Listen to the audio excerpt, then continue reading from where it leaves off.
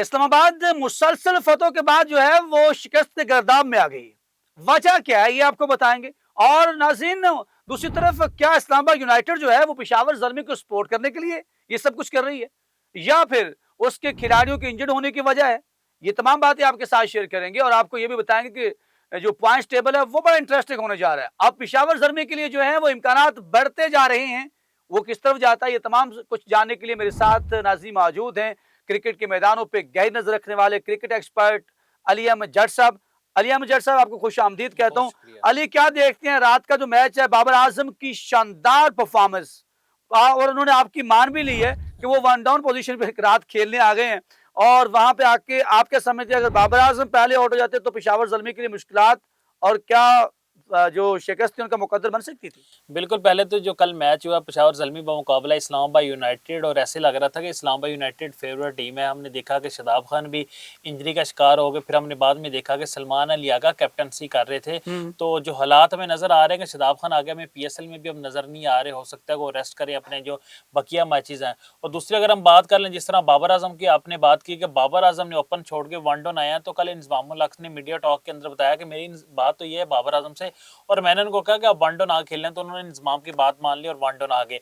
तो सबसे बड़ी मजेदार किस्मत वाले हैं कि पूरी कौम की नहीं मानी, पूरी पाकिस्तान क्रिकेट बोर्ड की नहीं मानी। इंजमाम, आपको मुबारक हो कि बाबर ने आपकी मानी। अच्छा, सबसे जो इम्पोर्टेंट इनिंग थी वो कल थी मास सदाकत की। जो देखें, अगर हम बात कर लें उनके टी20 कैरियर के ऊपर या उनकी 4 डे कैरियर के ऊपर, तो वो बतौर ओपनर खेलते रहे हैं। लेकिन कल जो रिक्वायरमेंट थी टीम की, जो हमने देखा कि टीम को जहां जरूरत थी, उन्होंने ये नहीं कहा कि मैं ओपनर हूं तो मैंने ओपन ही खेलनी। आपको पता पाकिस्तान क्रिकेट के अंदर ये कल्चर है कि जो ओपनर होता अगर उसको नीचे खिला देना तो उससे परफॉर्म नहीं होता, तो वो शिकवे यही करता कि मैं तो ओपनर हूं, मुझे आपने नीचे क्यों खिलाया। तो हमने देखा कि 5वें नंबर पे मास सदाकत आते हैं, तो आके उन्होंने 50 भी करते हैं, अपनी टीम को मैच भी जितवाते हैं, और पीएसएल के अंदर उनका डेब्यू था, पहला मैच। अच्छा अली, आपकी बात को इंटरप्ट कर रहा हूँ। जब उन्होंने पहली 10 से 12 बॉल्स खेली तो लोगों ने बहुत बुरा भला कहा। यूं महसूस होता था जैसे किसी गली का जो खिलाड़ी है ना, वो इसे हम कहा करते हैं कड़मचू, कड़मचू टाइप, वो ऐसे मार रहा है, बॉल किधर है। लेकिन उसके बाद उस बंदे ने जब थोड़ा सा बड़े शानदार शॉट मारे, उसने बेसिकली मैच को वन साइडेड करके रख दिया। बिल्कुल, बड़ी सेंसिबल इनिंग खेली है। देखें, आपके सामने अगर वर्ल्ड क्लास प्लेयर खेल रहा है बाबर आजम, और साथ आप खेल रहे हैं और आप उनसे तेज खेल रहे, तो आपको ये पता होगा कि मास सदाकत की 50 पहले हुई है, बाबर आजम की 50 बाद में हुई है। और जिस तरह की आउटस्टैंडिंग उन्होंने बैटिंग की है, प्लेयर ऑफ द मैच हुए हैं। मेरे ख्याल से प्रेशर जो है ना पेशावर ज़ल्मी में थोड़ा कम हुआ है, क्योंकि पहले उनकी जगह पे आपको पता है कि अब्दुल समद खेल रहे थे, और अब्दुल समद अभी पाकिस्तान को रिप्रेजेंट करके आए हैं, और उनकी परफॉर्मेंस के ऊपर एक बहुत बड़ा जो है ना क्वेश्चन मार्क था कि उस तरह वो परफॉर्म नहीं कर पा रहे थे। तो उनकी जगह पे फिर मास सदाकत को खिलाया, और मास सदाकत ने जो है ना वो प्रूव भी किया है कि प्रूफ भी किया नहीं, लेकिन यहाँ पर मैं तारीफ बाबर आजम की किए बगैर नहीं रह सकूंगा। क्योंकि जब मैं देख रहा था कि बाबर आजम दूसरे एंड पे खड़े थे, तो अभी भी मुल्तान सुल्तान, सॉरी, इस्लामाबाद इस्लामाबाद यूनाइटेड के यूनाइटेड लिए परेशानियां थी। और हर बार जब वो रन लेते थे तो बॉल जो हमेशा थ्रो किया जाता था बाबर आजम की तरफ, गो के सदाकत जो थे वो मार भी रहे थे, जी। लेकिन उनकी नजर बाबर आजम के ऊपर थी कि अगर बाबर आजम का विकेट हमने हासिल कर लिया तो ये हम पेशावर ज़ल्मी से बासानी मैच जीत जाएंगे। लेकिन बाबर आजम ने कल वर्ल्ड क्लास प्लेयर होने का पूरा सबूत दिया, और कप्तानी पारी खेली उन्होंने। और उन्होंने जो है, आपने कहा कि 50 उन्होंने बाद में स्कोर की, लेकिन उन्होंने शिकस्त जो है वो पहले दे दी थी इस्लामाबाद यूनाइटेड को। जब वो 10 ओवर खेल गए थे उस वक्त जो है इस्लामाबाद यूनाइटेड की जो शिकस्त थी वो यकीनी हो चुकी थी, और पेशावर ज़ल्मी की फतह वो बिल्कुल यकीनी सही थी। कह रहे हैं आप, सही कह रहे हैं। बाबर आजम के कंधों के ऊपर काफी ज्यादा प्रेशर होता है। आपको पता है जिस तरह साइम अयूब जो है ना में नजर आ रहे हैं कि वो परफॉर्मेंस उस तरह नहीं दे रहे।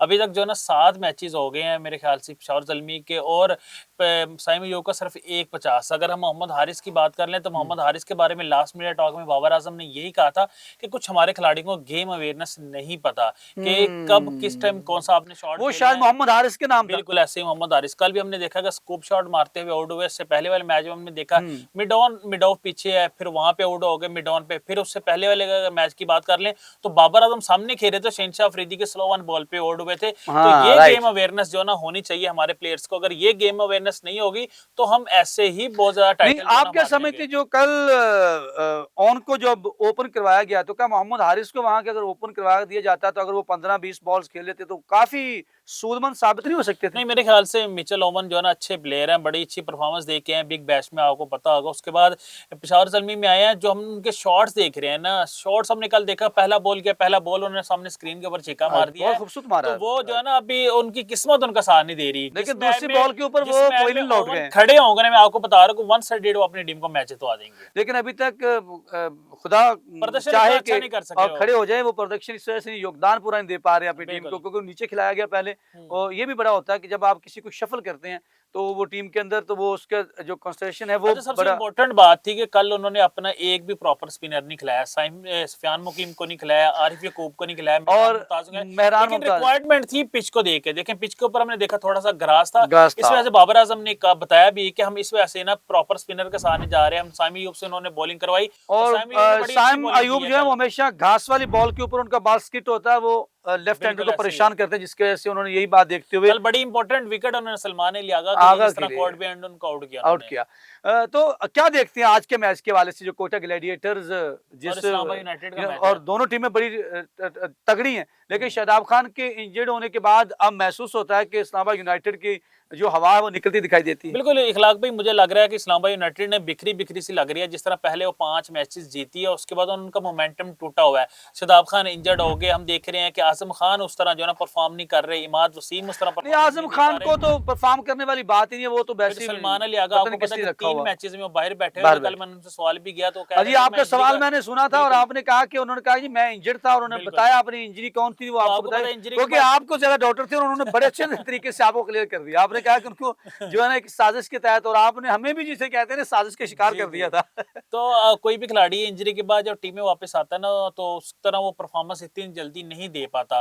तो ये मुझे लग रहा है कि थोड़ा सा ना परेशानी वाली बात है इस्लामाबाद यूनाइटेड की। 5 मैचेस वो जीत गई है, लेकिन अगले 2 मैचेस आ रही है, और अगर आज का मैच भी हार जाती है तो ये मैं आपको बता दूं कि उनके चांसेस होंगे किस टीम प्लेऑफ को से आप बाहर ज्यादा जुड़ सकते हैं। जो है वो क्वेटा मजबूत ग्लैडिएटर को जो मुझे लग रहा है कि वो मजबूत ज्यादा मजबूत मजबूत, देखते अच्छा हैं? कॉम्बिनेशन बना हुआ है। जिस तरह उनके बॉलर्स भी परफॉर्म कर रहे हैं, हालांकि मोहम्मद आमिर को लास्ट मैच क्वेटा ग्लैडिएटर ने नहीं खिलाया, नहीं खिलाया। जो बारिश के नजर हुआ है मैच। राइट तो से आज मुझे लग रहा है कि इंपॉर्टेंट मैच है, अहम मैच है, मोहम्मद आमिर भी खेलेंगे आज। मोहम्मद आमिर भी खेलेंगे। और एक आखिरी बात, अगर पॉइंट्स टेबल के ऊपर निगाह डाली जाए तो बड़ा इंटरेस्टिंग अब जी। जो है ना वो पॉइंट टेबल भी बन चुका है।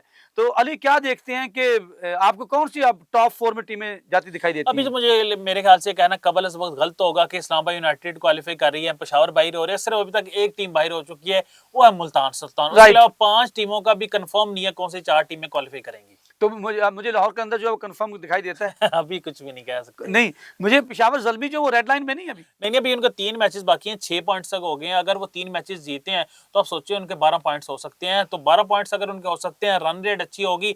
अगर इस्लामाबाद यूनाइटेड मैच हारता रहता है कंसिस्टेंटली, जिस तरह आपने आईपीएल के अंदर देखा, मुंबई इंडियन नीचे से उठ के पहले नंबर पे आ पहले गई नंबर है। पे आ गई, तो ये राइट। पॉसिबल है कि पेशावर ज़ल्मी भी नीचे से उठ के पहले नंबर पे आ पहले सकती नंबर है। पे आ जाए।